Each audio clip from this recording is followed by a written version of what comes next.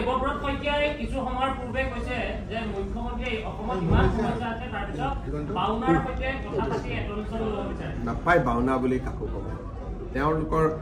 কংগ্ৰেছৰ গোটেই ব্যক্তিসকলৰ মানসিকতাৰ তীব্ৰ স্খলন হৈছে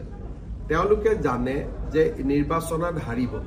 আৰু তাৰ কাৰণে তেওঁলোকৰ ছ'চিয়েল মিডিয়াত অভদ্ৰামীৰ চূড়ান্ত পৰ্যায় পাইছে যদি হিতেশ্বৰ শইকীয়াৰ লৰাই এজন ব্যক্তিক বাউনা বুলি সম্বোধন কৰে তাতকৈ আৰু স্খলন একো থাকিব নোৱাৰে মই আশা কৰোঁ দেৱব্ৰত শইকীয়াই ক্ষমা খুজিব আৰু তেনেকৈ যাতে ভৱিষ্যতে কথা নকয় তাৰ কাৰণে নিশ্চয় প্ৰচেষ্টা কৰিব আমি বুজিব লাগে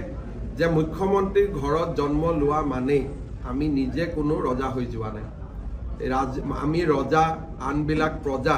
সেই চিন্তাটো এৰিব লাগে দেৱব্ৰত শইকীয়া গৌৰৱ গগৈ দুইজনৰে মূৰত এই চিন্তাটো বহুত সোমাই থাকে যে আমি ৰজাৰ সোণৰ চামুচ লৈ জন্মিছোঁ গতিকে তেওঁলোকে সকলোকে যিকোনো ব্যৱহাৰ কৰিব পাৰিব